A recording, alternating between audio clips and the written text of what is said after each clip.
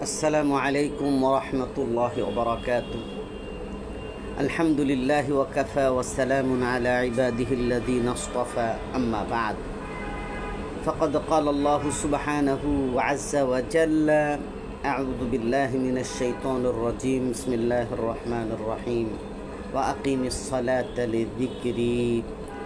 وقال رسول الله صلى الله عليه وسلم: الصلاة عماد الدين الصلاة عماد الدين، من أقامها فقد أقام الدين ومن تركها فقد هدم الدين، أو كما قال النبي عليه الصلاة والسلام. সম্মানিত হাজিরিন, আজকে আমি আপনাদের সম্মুখে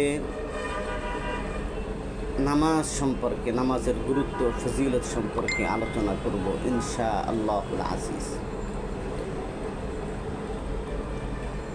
আল্লাহ সুবহানাহু ওয়া তাআলা ঈমানের পরেই মুসলমানদের জন্য সবচেয়ে মূল্যবান এবং গুরুত্বপূর্ণ ইবাদত হিসেবে নামাজের কথা বলেছেন। একটি গুরুত্বপূর্ণ ইবাদত হলো নামাজ। দৈহিক ইবাদতের মধ্যে সবচেয়ে বড় ইবাদত হলো নামাজ। নামাজের মধ্যে বান্দার আবদিয়ত সবচেয়ে বেশি প্রকাশ পায়।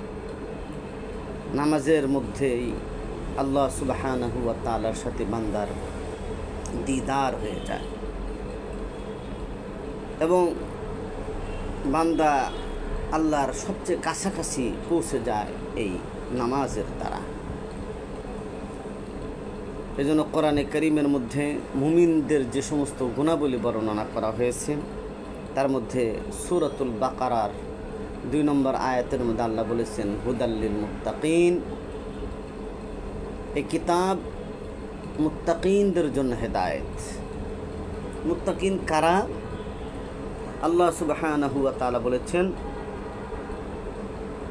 আল্লাযীনা ইউকিমুনাস সালাহ, যারা আল্লাযীনা ইউমিনুনা বিল গায়ব ওয়া ইউকিমুনাস সালাহ, যারা গায়বের উপর ঈমান আনে এবং নামাজ কায়েম করে।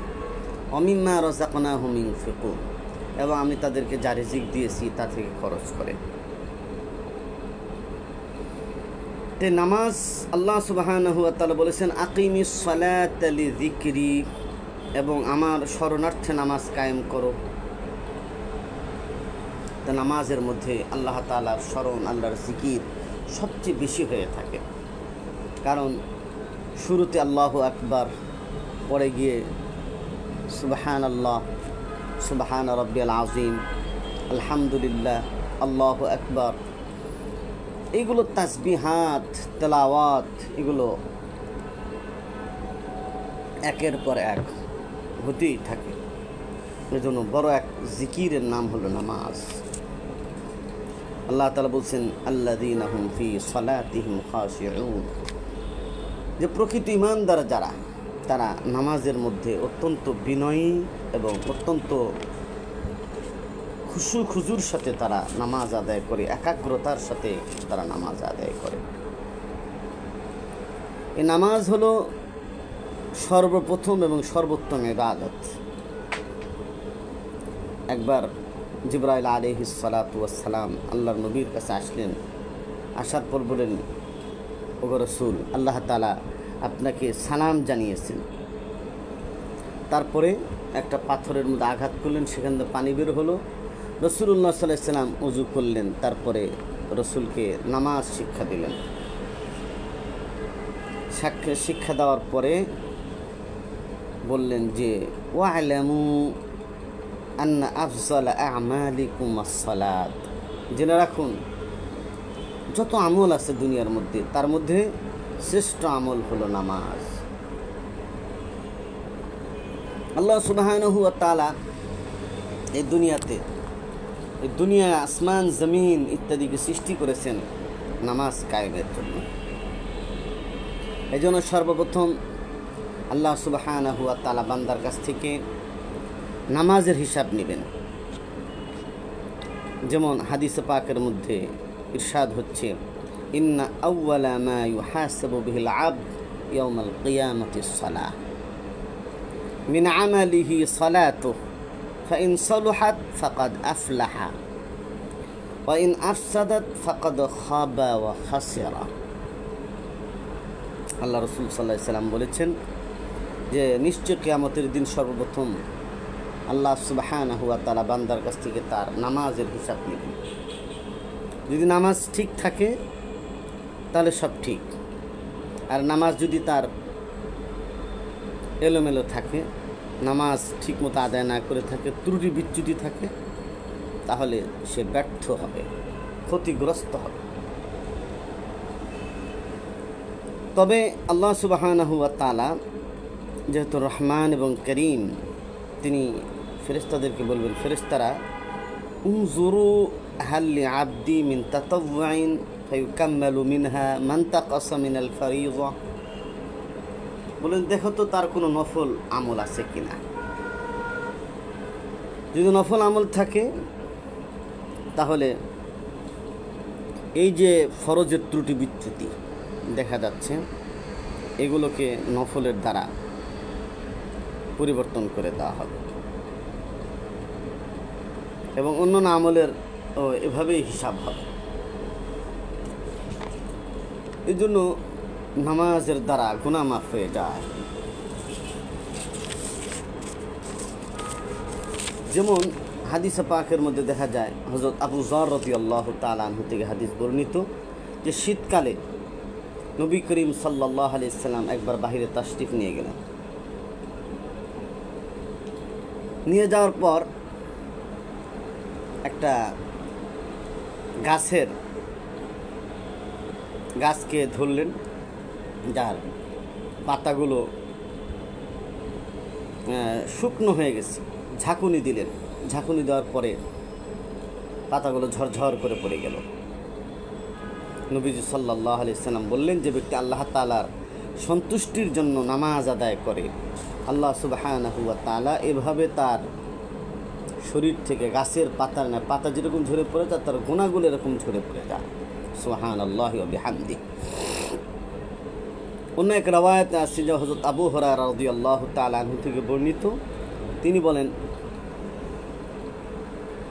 রাসূল করিম সাল্লাল্লাহু আলাইহি ওয়াসাল্লাম ইরশাদ করেন, যদি কারোর বাড়ির সামনে একটা পুষ্কুনি থাকে, প্রতিদিন সে যদি এই পুষ্কুনির মধ্যে 5 বার গোসল করে, তাহলে তার শরীরে দেহে কোনো ময়লা থাকতে পারে?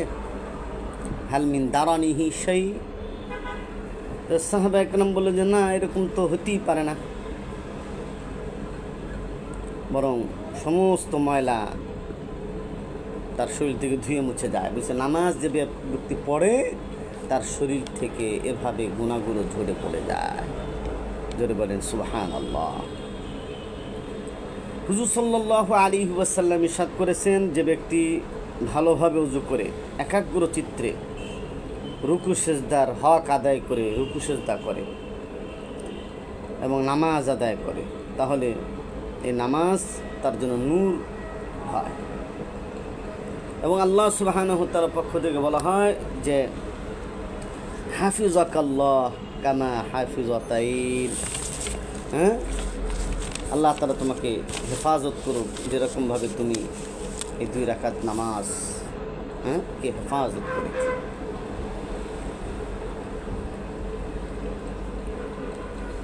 আর যদি কেউ রুকু সেজদাগুলো যথাযথভাবে আদায় না করে, তাহলে বলা হয় যায়্যাকাল্লাহ কামা যায়্যাতাইন, তুমি যেভাবে আমাকে নষ্ট করেছো, আল্লাহ তাআলাও তোমাকে সেভাবে নষ্ট করে দিই। তার নামাজকে যদি সুন্দর করে ভাবে পড়ে, আল্লাহ তাআলা তার হেফাজত করেন। যেমন ফজর নামাজ কেউ যদি পড়ে, তাহলে সে আল্লাহ তাআলার জিম্মাদারিতে চলে যায়। নামাজের অনেক উপকারিতা। আমরা যে হাদিসটি বিভিন্ন জায়গায় বেশি বহুল প্রচলিত, যে ব্যক্তি গুরুত্বের সাথে 5 ওয়াক্ত নামাজ আদায় করে, আল্লাহ তাআলা তাকে 5টি পুরস্কার দিয়ে সম্মানিত করবেন। 1 নম্বর হলো রুজি রোজগারের অভাব অনটন দূর করে দিয়ে আল্লাহ তাআলা তার রিজিকের প্রশস্ততা দান করবেন। 2 নম্বর হলো কবরের আযাব আল্লাহ তাআলা মাফ করে দিবেন। 3 নম্বর হলো কঠিন কিয়ামতের দিন তার আমলনামাকে আল্লাহ তাআলা ডান হাতে দিবেন। এবং 4 নম্বর হলো পুল সিরাত, যেটা বিশাল রাস্তা, সংকীর্ণ রাস্তা, এই রাস্তাকে আল্লাহ তাআলা বিদ্যুতের গতিতে পার করে দিবেন।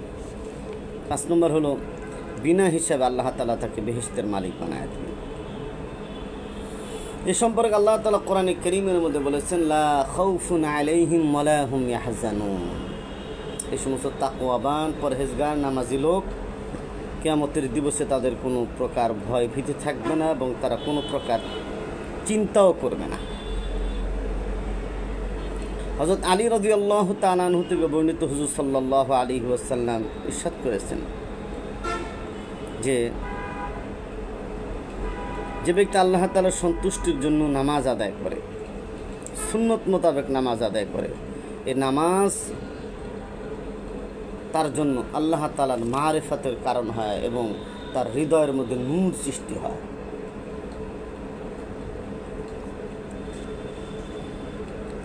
এবং এই নামাজ তার মুনকার নাকিরের সওয়ালকে হালকা করে দেয়, সহজ করে দিবে। এবং কিয়ামতের দিন এই নামাজ তার জন্য ছায়া হবে, আরশে আজিমের ছায়া, এবং এটা জান্নাতের চাবি হিসেবে বিবেচিত হবে। এই জন্য নামাজ খুবই গুরুত্বপূর্ণ। আল্লাহ রসুল সাল্লাল্লাহু আলাইহি সাল্লাম এই নামাজকে তার 2 নয়নের তৃপ্তির বস্তু বলেছেন। হাদিসের মধ্যে আসছে, এক হাদিসে, আকরাবু মা ইয়াকুনুল আবদ মিন রাব্বিহি ওয়া হুয়া সাজিদুন ফাআকসিরুদ দুআ। বান্দা যখন সেজদাবনত হয় তখনই সে তার প্রতিপালকের অধিকতর নিকটে হয়ে যায়। অতএব সেজদারত অবস্থায় তোমরা অধিক পরিমাণে দোয়া করো। এখানে আমাদের কাছে অনেকে প্রশ্ন করে থাকে যে হুজুর, আরবিতে দোয়া করব না বাংলা? আরবি দোয়া সবসময়ের জন্য উত্তম, তবে নফল নামাজের মধ্যে কেউ যদি চায় বাংলাতেও দোয়া করতে পারে। বিভিন্ন হাদিসের মধ্যে এগুলো পাওয়া যায় যে নফল নামাজের মধ্যে রাসূলুল্লাহ সাল্লাল্লাহু আলাইহি ওয়াসাল্লাম অনেক দোয়া করেছেন, উম্মতের জন্য দোয়া করেছেন। ঠিক তেমনিভাবে আল্লাহ রসুল বলছেন, কুররাতু আইনি ফিস সালাত, আমার নয়নের তৃপ্তি হলো নামাজ। বেলালকে বলতে নামাজের সময় হয়ে গেলে, কুম ইয়া বেলাল, হে বেলাল দাঁড়াও এবং নামাজের ইন্তজাম করো। নামাজ পড়া হয়ে গেলে রসুল খুশি হয়ে যেতেন। রাসূলুল্লাহ সাল্লাল্লাহু আলাইহি সাল্লাম বলেছেন, লিকুল্লি শাইইন আলামুন ওয়া আলামুল ঈমানি আস-সালাত। প্রত্যেকটা জিনিসের একটা আলামত রয়েছে, নিদর্শন রয়েছে, আর ঈমানের আলামত নিদর্শন হলো নামাজ। অন্য হাদিসের মধ্যে আসছে, রাসূলুল্লাহ সাল্লাল্লাহু আলাইহি সাল্লাম বলছেন, আল ফারকু বাইনাল ইসলামি ওয়াল কুফরি তারকুস সালাত। ইসলাম এবং কুফরের মাঝে পার্থক্যকারী হলো নামাজ তরক করা। নামাজ তরক করলে তার ইসলাম থাকে না, কুফরের মধ্যে চলে যায়। মান তারাকা সালাতান মুতাআম্মিদান ফাকাদ কাফারা। যে ব্যক্তি ইচ্ছাপূর্বক নামাজকে ছেড়ে দেয় সে কুফরি করে, তার কর্মটা কুফরি। এই জন্য নামাজ ইসলামের গুরুত্বপূর্ণ ভিত্তি। রাসূলুল্লাহ সাল্লাল্লাহু আলাইহি ওয়াসাল্লাম বুখারী শরীফের এক হাদিসের মধ্যে বলেছেন, বুনিয়াল ইসলাম আলা খামসিন, শাহাদাতি আল্লা ইলাহা ইল্লাল্লাহ ওয়া আন্না মুহাম্মাদান আবদুহু ওয়া রাসূলুহু ওয়া ইকামিস সালাহ ওয়া ইতাইস যাকাত ওয়াল হাজ্জি ওয়া সাওমি রমাদান, মুত্তাফাকুন আলাইহি। এই ইসলামের ভিত্তি রাখা হয়েছে 5টি বস্তুর উপর। তার মধ্যে একটি হলো কালিমা শাহাদাতের সাক্ষী দেওয়া, আশহাদু আল্লাহ এবং মুহাম্মদ সাল্লাল্লাহু আলাইহি ওয়াসাল্লাম আল্লাহ তাআলার বান্দা এবং তার রাসূল, একথা সাক্ষী দেওয়া এবং নামাজ কায়েম করা। আর এক হাদিস যেটা আমি শুরুতেই বলেছিলাম, রাসূলুল্লাহ সাল্লাল্লাহু আলাইহি ওয়াসাল্লাম বলেছেন, আসসালাতু ইমাদুদ্দিন মান আকামাহা ফাকাদ আকামাদ্দিন ওয়া মান তারাকাহা ফাকাদ হাদামাদ্দিন। নামাজ হলো দ্বীনের খুঁটি, স্তম্ভ। যে নামাজ কায়েম করলো সেজন্য দ্বীনকে কায়েম করলো, আর যে ব্যক্তি নামাজ ত্যাগ করলো সেজন্য দ্বীনকে ধসিয়ে দিল। নামাজ না পড়লে বলে যে নামাজ শুধু পড়ি না, জনগণের সেবা করি, রাস্তাঘাট বানিয়ে দেই, সেতু বানাই, এতিমদেরকে খাওয়াই, মেহমানদারিও করি, নামাজটাই শুধু পড়ি না, তো ইমান নাই? কি মজাদার কথা। আসলে নামাজ না পড়লে ইমানই থাকে না। কেমন ইমান থাকে? এই নামাজ গুরুত্বপূর্ণ ইবাদত। আল্লাহ রসুল সাল্লাল্লাহু আলাইহি সাল্লাম বলেছেন, আস-সালাতু মি'রাজুল মুমিনিন। নামাজ হলো মুমিনের জন্য মেয়ারাজ। যেমনিভাবে ঐতিহাসিক মেয়ারাজের রাত্রিতে নবীজি সাল্লাল্লাহু আলাইহি ওয়াসাল্লাম এবং রব্বুল আলামিনের মাঝে সাক্ষাৎ হয়েছিল, কথোপকথন হয়েছে। তখন জিবরাইল আলাইহিস সালাতু ওয়াস সালাম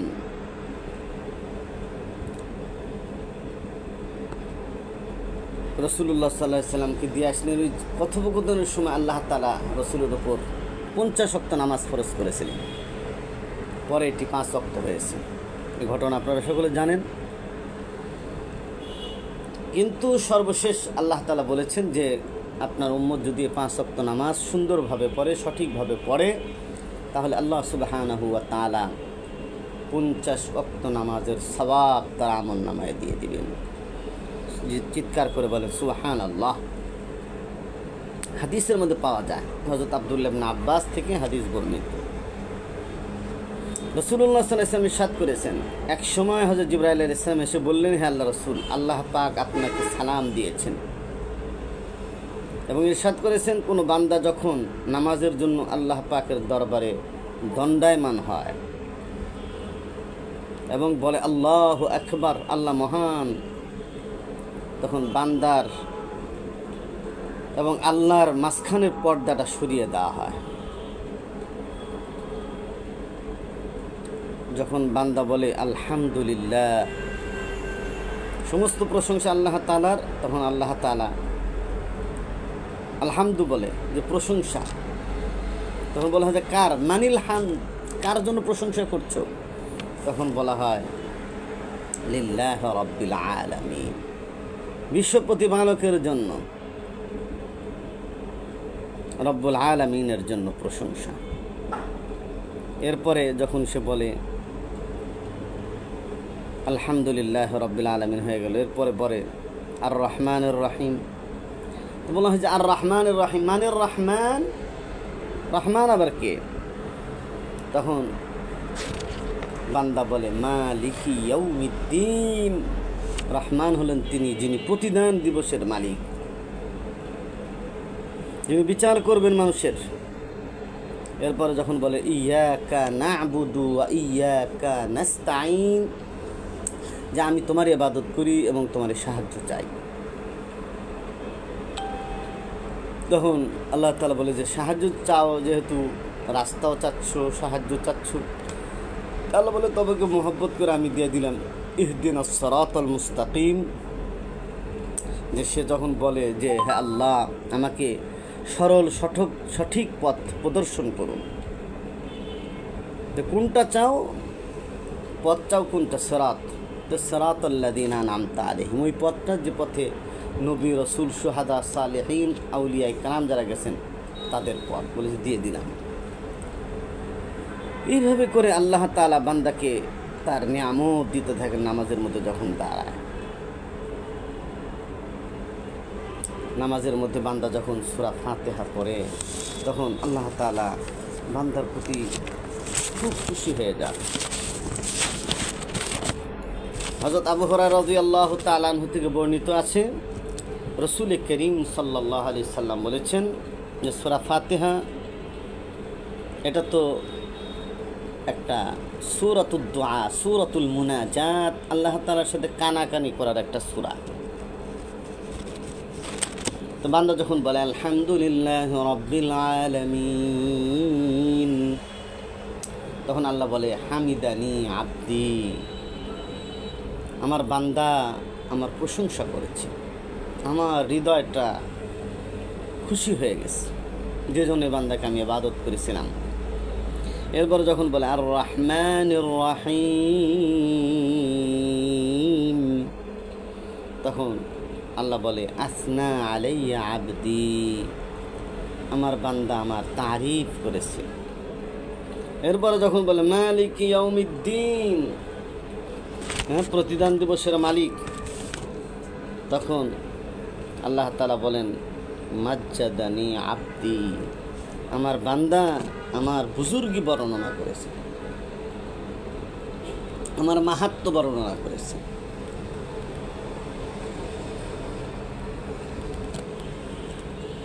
এরপরে যখন বলে ইয়াকা না'বুদু ওয়া ইয়াকা নাস্তাঈন, তখন আল্লাহ তাআলা বলে হাযা মা বাইনি ওয়া বাইনা আব্দি, এটা আমার এবং আমার বান্দার মাঝে একটা বস্তু।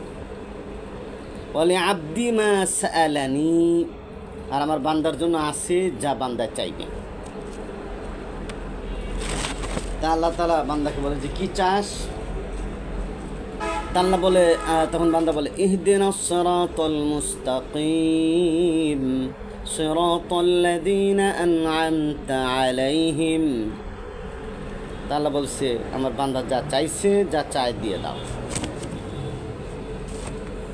এই জন্য নামাজের দ্বারা আল্লাহ তাআলার মারেফাত, আল্লাহ তাআলার সাথে মুহাব্বত বান্দার বাড়তে থাকে।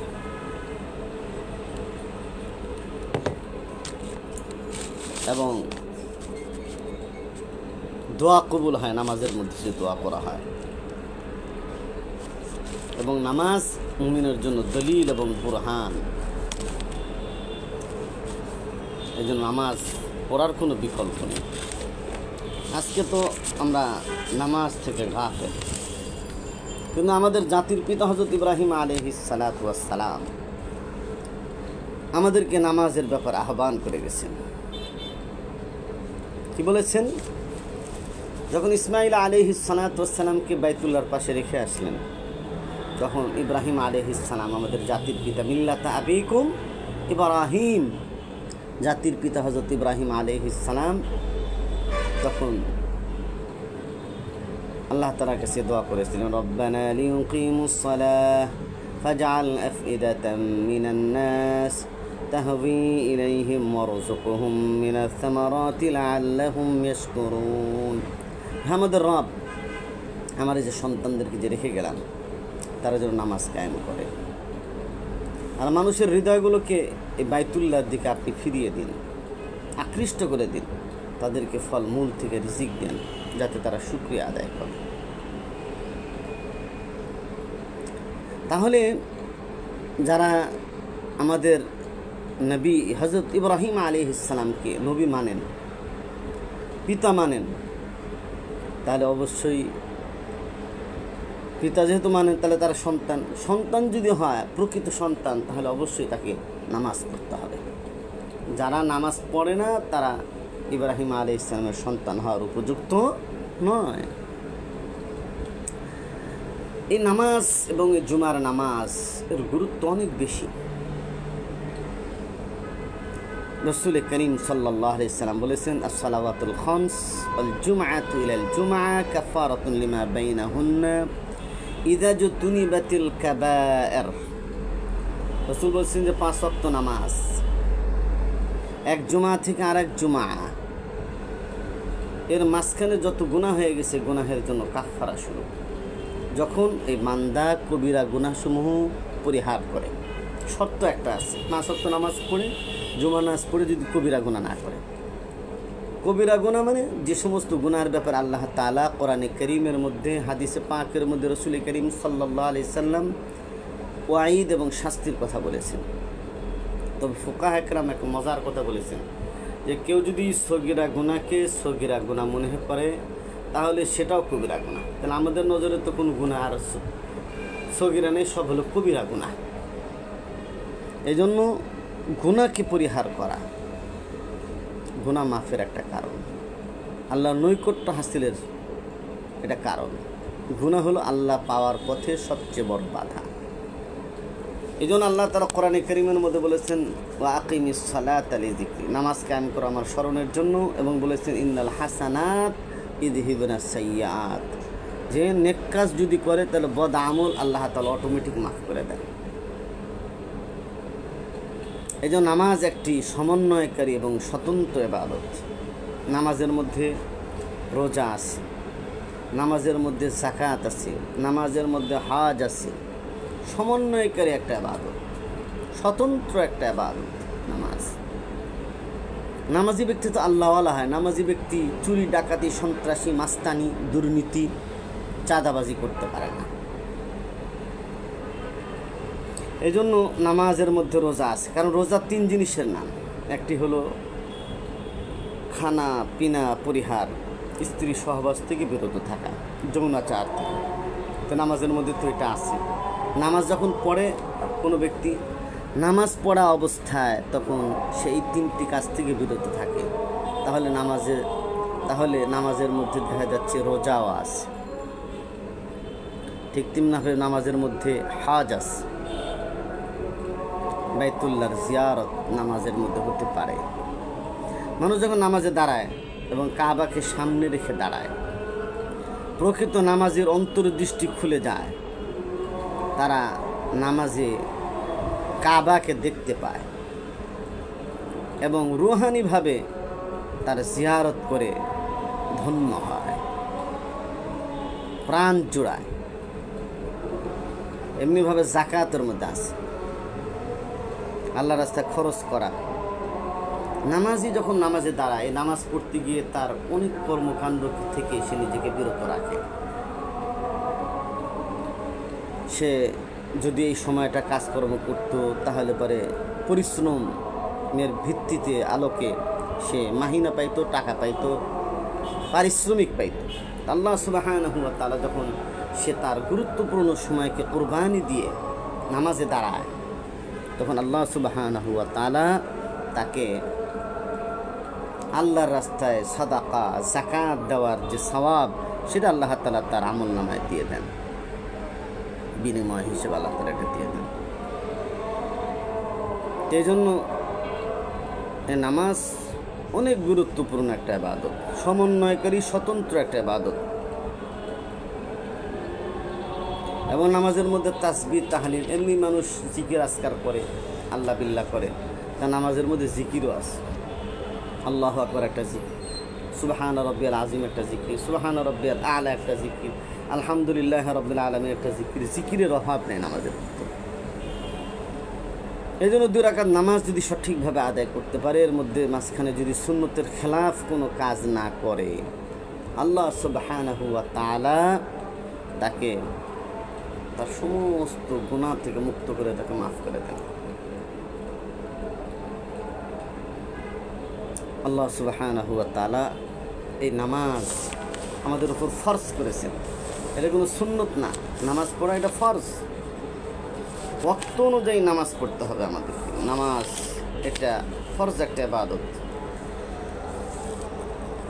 এই জন্য অনেক বুজুর্গানে দিন এই নামাজের ব্যাপারে বলেছেন, আল্লাহ তাআলা যদি আমাকে কিয়ামতের দিন মাফ করে দেন এবং আরশে আজিমের নিচে আমাকে দাঁড়ানোর সুযোগ করে দেন, তাহলে আমি আরশের ছায়াতলে 2 রাকাত নামাজ আদায় করার অনুমতি চাব। সুবহানাল্লাহ। বুজুর্গানে দিন নামাজকে জীবনের সবচেয়ে বড় সম্পদ এবং সাফল্য মনে করতেন। হাজী এমদাদুল্লাহ মুহাজির মক্কি রহমতুল্লাহ আলাইহি বলেছিলেন, আল্লাহ যদি আমাকে কিয়ামতের দিন আল্লাহ তাআলা আরশে আজিমের নিচে ছায়া দান করেন আর সুযোগ দেন আর অনুমতি দেন যে বান্দা তুই নামাজ পড়, তাহলে আমি 2 রাকাত নামাজ পড়ে আল্লাহর শুকরিয়া আদায় করব এবং আল্লাহর কাছে বলবো, আল্লাহ আমাকে 2 রাকাত নামাজ পড়ার অনুমতি দেন। ইয়ারমুকের যুদ্ধে একজন সেনাপতি বলেছিলেন যে মুসলমানদের সাথে কখনোই আমরা বিজয়ী হতে পারবো না। এর কারণ হলো 2টা। একটা হলো যে তারা দিনের বেলা বাঘ হয়ে রণাঙ্গনে অবতীর্ণ হয়, আর রাত্রিবেলায় সন্ন্যাসীর রূপ ধারণ করে, অর্থাৎ রুহবানুল লাইল ও ফুরসান ফিল নাহার। তারা এমন অবস্থা হয় যে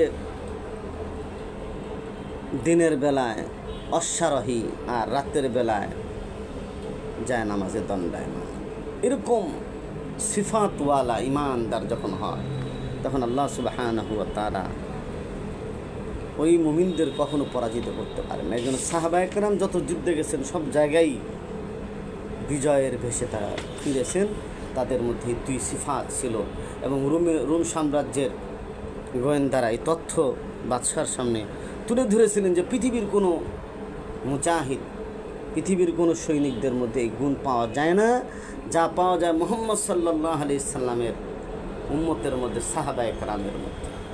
এই জন্য যারা আন্দোলন করি, সংগ্রাম করি, তাবলীগ করি, যাই করি না কেন, এই দুই গুণ অত্যন্ত বেশি প্রয়োজন। দিনের বেলায় মুজাহিদ হতে হবে, আর রাত্রেবেলা তাহাজ্জুদ গুজার হতে হবে।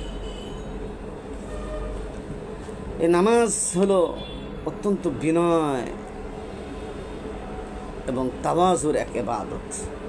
কেমন যেন আল্লাহর সামনে সে তওবা করতেছে, রুকু করতেছে, সিজদা করতেছে, গোলামিয়ত আব্দিয়ত এর মধ্যে চরমভাবে প্রকাশ পায়। এই জন্য রাজা আর বাদশাহ আর গোলাম, আর বস আর বসের অধীনস্থ যদি নামাজে দাঁড়ায়, তাহলে কেমন যেন দুজন একাকার হয়ে যায়। অত্যন্ত সুন্দর করে, চমৎকার করে কবি বলেছেন, খাড়ে হো গায়ে এক হি সফ মে মাহমুদ ও আয়াজ, না কুই বান্দা রাহা না কুই বান্দা নওয়াজ। যে মাহমুদ এবং আয়াজ, একজন হলো প্রেসিডেন্ট আর একজন হলো তার বডিগার্ড, তার পাহারাদার, দুইজনে নামাজে দাঁড়ায় গেছে। কোনো পার্থক্য নেই কে রাজা আর কে গোলাম। সুবহানাল্লাহ। এটা নামাজের মধ্যে এই সিফাত আল্লাহ সুবহানাহু ওয়া তাআলা বান্দাকে দান করেন। ওই যে মালিক আর ড্রাইভার দুইজনে সফরে বের হয়েছে, সফরে বের হওয়ার পর নামাজের সময় হয়ে গেছে, বলতেছে, বস আমার তো নামাজ পড়তে হবে, নামাজের একটু সময় দেন আমাকে। ওই যে যা নামাজ পড়তে যা, তবে তাড়াতাড়ি চলে আসতে হবে। ওই যে ঠিক আছে, অজু করে নামাজে দাঁড়াইছি, নামাজ পড়ে কিন্তু আসতে দেরি, আর মসজিদ থেকে বের হয় না। বলছে, এই বেটা জলদি আয়, এত লম্বা নামাজ পড়তেছে, ব্যাপারটা কি? বলতেছে, জনাব, যে মাওলা আপনাকে ওই বাস থেকে, গাড়ি থেকে নামতে দেয় না, ওই মাওলা আমাকে তার ঘর থেকে বের হতে দেয় না। আল্লাহু আকবার, কি আজীব অবস্থা! এই জন্য নামাজ খুব গুরুত্বপূর্ণ ইবাদত। সাম্য এবং ভ্রাতৃত্ব বন্ধনে নামাজের অবদান অপরিসীম। আজকে সমাজের মধ্যে যে ভ্রাতৃত্ব, শৃঙ্খলা, মহাব্বত যতটুকুই আছে, এর অন্যতম একটা কারণ হলো যে আমরা সকলেই একই কাতারে দাঁড়িয়ে, যে যে দল করি না কেন, আওয়ামী লীগ করি, বিএনপি করি, যে যে দল করি না কেন, আমরা নামাজে দাঁড়ায় গেলে সব এক আল্লাহর দলে পরিণত হয়ে যায়, হিজবুল্লাহতে আমরা পরিণত হয়ে যাই। সুবহানাল্লাহ। এই জন্য নামাজের মধ্যে মহাব্বত সৃষ্টি হয়। আজকে মুসলমানদের মধ্যে একতার অভাব, অনৈক্য, ইখতিলাফ মুসলমানদের ভাব গাম্ভীর্যটাকে একবারে শেষ করে দিয়েছে। দলীয় প্রীতি, ব্যক্তি পূজা আজকে আমাদের মধ্যে চরম আকার ধারণ করেছে। এই জন্য নামাজে যখন দাঁড়ায় যাব, আল্লাহর সামনে দাঁড়ায় যাব, আর একসাথে কাঁধে কাঁধ মিলিয়ে যখন দাঁড়ায় যাব, তখন সব কিছু আমরা ভুলে একাকার হয়ে যাই। আমরা যেন বাস্তব জীবনেও একাকার হতে পারি, সেই প্রশিক্ষণই আমাদের নামাজের মাধ্যমে দিতে হবে। এই জন্য নামাজ দ্বারাই গোলামির সত্যতা প্রমাণিত হয়। যখন বলা হয় হাইয়া আলাস সালাহ, হাইয়া আলাল ফালাহ, নামাজের দিকে আসো, সালাতের দিকে আসো, কল্যাণের দিকে আসো, তখন যখন আসে বান্দা, এটি প্রকৃত কল্যাণ। قد أفلح المؤمنون الذين هم في صلاتهم خاشعون। যে ওই ইমানদারগুলো সফল কাম হয়ে গেছে যার নামাজের মধ্যে বিনয়। এই জন্য নামাজ সুন্দর করা চাই, সুন্নত মোতাবেক নামাজ। রাসূলুল্লাহ সাল্লাল্লাহু আলাইহি সাল্লাম যেভাবে নামাজ পড়েছেন ওই রকমভাবে নামাজ পড়ার অভ্যাস করা, নিজে নামাজ পড়া, আরেকজনকে নামাজের দাওয়াত দেওয়া। শুধু ফরজ নামাজই নয়, নফল নামাজের এহতেমাম করা। কারণ নফল নামাজের দ্বারা বান্দা আল্লাহ তাআলার এত নিকটে হয়ে যায় যে এই চোখটা আল্লাহর চোখ হয়, জবানটা আল্লাহর জবান হয়ে যায়, হাতটা আল্লাহর হাত হয়ে যায়, এই পাটা আল্লাহর পা হয়ে যায়। সুতরাং সে যা বলে আল্লাহ তাআলা তাই কবুল করে নেন। আর নামাজ সমস্ত অশ্লীল কাজ থেকে মানুষকে বিরত রাখে। ইন্না সালাত তানহা আনিল ফাহশাই ওয়াল মুনকার। নিশ্চয় নামাজ অশ্লীল এবং গর্হিত কাজ থেকে বিরত রাখে। ফাহশা বলা হয় সুস্পষ্ট মন্দ কাজকে, আর মুনকার বলা হয় শরীয়ত বিরোধী কাজ, যেগুলো অবৈধ এবং হারাম কাজ। তো নামাজে যখন দাঁড়ায় তখন কমপক্ষে ফাহশা আর মুনকার থেকে তো সে বিরত থাকে। এই জন্য রাসূলুল্লাহ সাল্লাল্লাহু আলাইহি সাল্লাম বলেছেন, মাল্লাম তানহাহু সালাতুহু, মাল্লাম তানহা সালাতুহু আনিল ফাহশা ওয়াল মুনকার ফালা সালাতা লাহ।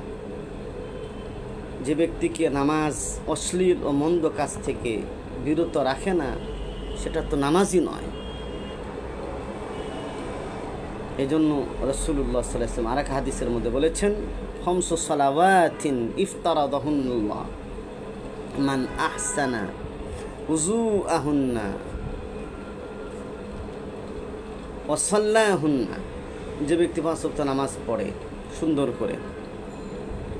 করে নামাজ, সুন্দর করে ওযু, একাগ্র চিত্রে নামাজে দাঁড়ায়, আল্লাহ সুবহানাহু ওয়া তাআলা বলতেছে এই 2 রাকাত নামাজ যা সে আদায় করতেছে, আল্লাহ সুবহানাহু ওয়া তাআলা উসিলা করে তার সমূহ গুনাহ খাতা মাফ করে দেন।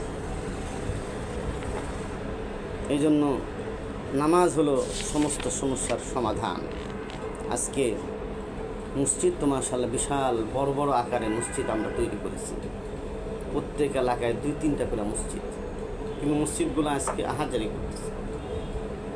কবির ভাষায় কবি কি বলেছেন, মসজিদে মুরসিয়া খাঁ হে ये नमाजी न रही यानी ও আওসাফে হিজাজি না রহি। মসজিদগুলো আজকে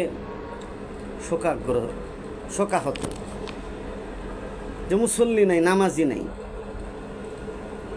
অর্থাৎ হিজাজের মুসল্লিদের যে গুণাগুণ ছিল, সাহাবায়ে কেরামের যে নামাজের সম্পর্কে তাদের যে অবস্থা ছিল, সেরকম মুসল্লি আজকে নেই। এই জন্য নামাজ না পড়লে জাহান্নামে যেতে হবে। পরিষ্কার কথা, কোরআনে কারীমের মধ্যে আল্লাহ বলেছেন, মা সালাকাকুম ফি সাকার। জিজ্ঞেস করা হবে যারা জাহান্নামে যাবে, তোমরা কেন জাহান্নামে এসেছো? সাকার নামক জাহান্নামে তোমাদেরকে কে নিয়ে আসলো? আই মা আদখালাকুম ফি সাকার, তোমাদেরকে কে এই সাকার নামক জাহান্নামে নিয়ে এসেছে? তখন তারা বলবে, লাম নাকু মিনাল মুসাল্লিন, আমরা নামাজে ছিলাম না। ওয়ালাম নাকু নুতঈমুল মিসকিন, আমরা মিসকিনদেরকে খাবার দিতাম না। এই জন্য বেনামাজির শাস্তি দুনিয়াতে 5টা শাস্তি। 1, তার জীবিকা নির্বাহ কঠিন হয়ে ওঠে, তার চেহারা থেকে ভালো মানুষের নূর উঠায় না হয়, এবং তাকে জাহান্নামে দেওয়া হবে, তার দোয়া কবুল হয় না বেনামাজির। এই জন্য নামাজ সমস্ত সংকট থেকে মুক্তি দিতে পারে। এই জন্য আল্লাহ সুবহানাহু ওয়া তাআলা বলছেন, ইয়া আইয়ুহাল্লাযীনা আমানু ইসতাঈনু বিস-সাবরি ওয়াস-সালাহ, যে তোমরা আল্লাহ তাআলার কাছে নামাজ, সবর এবং নামাজের দ্বারা আল্লাহ তাআলার কাছে সাহায্য কামনা করো। এই জন্য রাসূল যখন বিপদে পড়তেন, ইজা হাজাবাহু আমরুন ফাজা ইলা সালাত, যখনই বিপদে পড়তেন, বিপদের ঘন ঘটা দেখতেন, তখন নামাজের দিকে রাসূল অগ্রসর হতেন। এই যে নামাজের দ্বারা ফয়সালা করতে হবে। নামাজ এক অপ্রতিদ্বন্দ্বী শক্তি, বিপদ থেকে এই নামাজ মানুষকে উদ্ধার করে। এই জন্য নামাজ ব্যাপারে আরও আলোচনা হওয়া দরকার। সামনে আরও কোনো লাইভ দিনই প্রোগ্রামে হয়তো আপনাদেরকে নামাজ সম্পর্কে আরও জানাবো। আসুন, আমরা যারা নামাজ পড়ি না, আজকে লাইভটি যারা দেখছেন, এই বক্তব্য যাদের কানে যাবে আমার এই কথাগুলো, আমি তাদেরকে করজোড়ে হাত ধরে পায়ে ধরে তাদেরকে বলবো, আসুন আর নামাজ মিস না করি। কবে মৃত্যুর ডাক আসে বলা যায় না, কখন কে চলে যাবে সেও বলতে পারে না। এই দুনিয়া কিছুই নয়, এই দুনিয়া হলো রং তামাশার এক রঙ্গমঞ্চ। রঙ্গমঞ্চ থেকে যখন বিদায় নেবেন, কেউ কারো কি পাশে দাঁড়াবে না, শুধু তারা আপনাকে বিদায় করার আয়োজনটাই করবে, সব কিছু করে থাকবে। কিন্তু আল্লাহ তাআলার সাথে যদি আমার সম্পর্ক কায়েম হয়, মাওলায় পাকের সাথে যদি আমার নিসবত কায়েম হয়ে যায়, তাহলে আমি কামিয়াব। মাওলায় পাক আমাকে রহমতের উপর উঠায় নিব। এই রহমত যদি পেতে হয়, তাহলে আল্লাহ তাআলার হুকুম নামাজ আমরা আদায় করি। আল্লাহ সুবহানাহু ওয়া তাআলা আমাদের তৌফিক দান করুন। আমিন। আসসালামু আলাইকুম ওয়া রাহমাতুল্লাহি তাআলা ওয়া বারাকাতুহু।